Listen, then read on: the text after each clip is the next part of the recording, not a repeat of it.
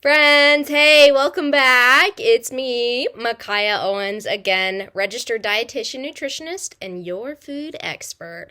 So, in my last video, we looked at what a macro is. We learned about the different foods that are in the different types of macronutrients. What are carbs? What are protein? What are fat? What do they do for our bodies?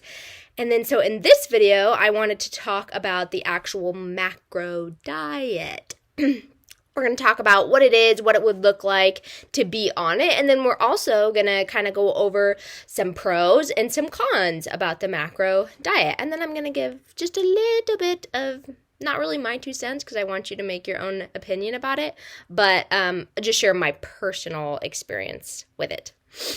So, essentially, the macro diet takes calorie counting a step further. So everybody knows that you can count your calories, right? If you are trying to lose weight, a lot of people will do this. The macro diet takes this further, and you actually count every single gram of carb, gram of fat, gram of protein that you consume in a day. So you're not only counting calories, you're counting carbs, you're counting fat, you're counting protein, and those grams give you your calorie amount. That's something else. We can go into that more detail, but that's basically the gist of what you're doing on the macro diet. So how you do that, the method through doing that is, if you're a true macroer, I just coined that phrase, macroer. So you weigh out every single bite of food that you take. That means you get a food scale, you keep it on your counter, and then literally everything you eat, you put on that food scale, and then you log it in a tracking device. So usually that's like an app, like MyFitnessPal. And then that app will track how many grams of protein did you eat, how many grams of carb did you eat in that meal. And then usually a health, like a gym coach would give you your goals. So this is how many grams of protein, how many grams of fat you need in a day. And then you have to try to reach those allotted grams of each of the macronutrients from weighing your food, from logging it into your food diary or the app in order to achieve weight loss or to achieve a different body composition than you currently have. So that's kind of what it would look like to be on the macro diet. Now I'm going to give you some different pros and some different cons to being on this diet. The important thing that I want you to remember is I'm not trying to say, oh my gosh, you're so bad if you do the macro diet, all these cons. And I'm also not trying to say, hey, this is an amazing diet. You should hop on board and get your MyFitnessPal out. I'm not saying either one. I'm trying to just educate you on what it is and some pros and some cons, and then might give you a little bit of tip at the end for you to decide. So I'm not jumping on either bandwagon here, okay? So some pros for the macro diet.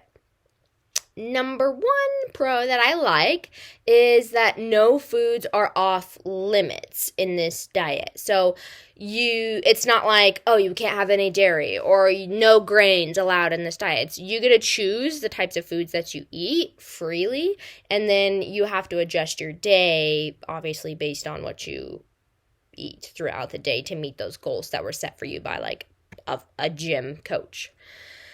The second one would be that you do learn a basic level of nutrition and composition of food. So I find that when people come to my office and they've followed this diet in the past, they do know what a carbohydrate is. They do know what a fat is because they've logged them. So hopefully, if anything, I would hope that somebody would learn something off of being on this diet as far as food composition goes. The third pro is that you will likely eat more than you previously were eating. A lot of times the goals are pretty high, but they're in a certain proportion, so you can eat a lot more than you typically would eat. And then the last pro that I could think of would be that because you're eating more a lot of times, you actually feel an increased level of fullness. So you might feel fuller while you're on the diet than when you were not. Okay, let's move on to some cons. So the first con, and this is really the biggest concern that I have with this diet, is that you put yourself at a huge risk for obsessing over your food and increasing your anxiety around food. So having to weigh out every single thing that you eat can be very triggering in some people's minds.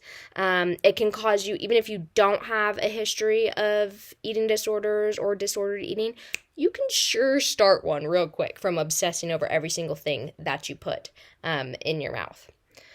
Number two, it's not really conducive to a busy lifestyle. If you're out to eat a lot or if you're out with friends, you're not going to be able to lay everything on a scale at Red Robin and say, oh, sorry, I don't know exactly how many grams this food is, so I'm having anxiety because I can't log it correctly, so then I don't know what to do. So it's not really doable. You got to be in your kitchen for a lot of it if you want to be super precise about it. Otherwise, you could just increase your anxiety around food.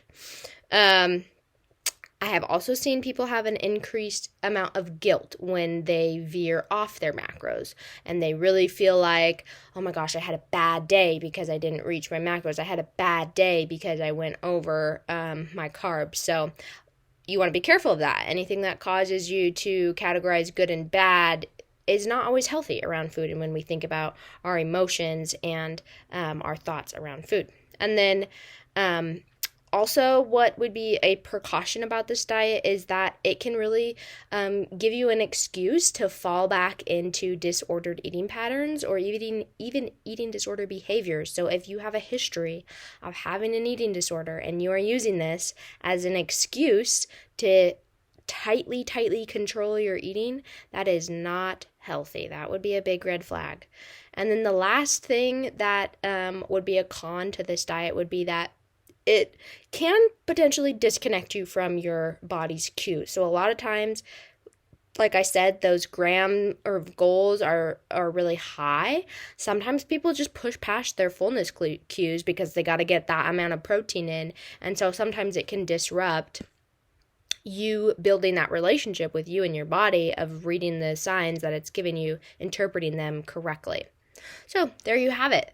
Some pros and cons of macros. One pro that I didn't mention that I do think is fair to mention is if you are like a very serious athlete and you have to get a certain amount of carbohydrates to replenish from your endurance workouts or something like that. That could be something where you do look more specifically about the exact grams that you're having. But yeah, so for me personally, counting macros like in my own life would not work because though I do not have an eating disorder, I definitely have had some disordered thinking around food in the past. And so for me, I know it would be a trigger to have to obsess over my food that much, and it would actually hinder my progress in my nutrition journey. So for me, it's a no-go for my personal experience. That being said, I have had patients that I work with who do not have a history of disordered eating or eating disorders that I have used this as a tool simply to help them. Like I will have them do a food journal where I say, okay, let's learn about some patterns in your life. Let's learn about your ways of eating and try to connect that with what's going in your mouth and what your body is trying to tell you and using it as a holistic tool more so than you have to weigh everything. I don't have people weigh their food. So that's my 2 cents on it. But I want you to decide, maybe leave a comment. Do you think that it's right for you? Do you not? Did this spur some questions on in your head about, macros? I never thought of it. Let me ask you this question. And if you are wanting to have a resource, you're like, well, I feel like knowing the composition of food is important, but I also don't want to like ruin my internal body cues. I have a perfect handout for you. I created an entire guide to walk you through how to know what to eat, but also how to pair that with what your body is trying to tell you. So if you want a resource, it's completely free. Head to the video notes, I think they're called, and grab that free guide. Look it over, download it, use it. If you have questions about it, email me, let me know. Or if you can't find it in the show notes, just head over to my website, www.honestnutritioncda.com. And it's there. It's yours. Hope you guys have a good day and that you learned something.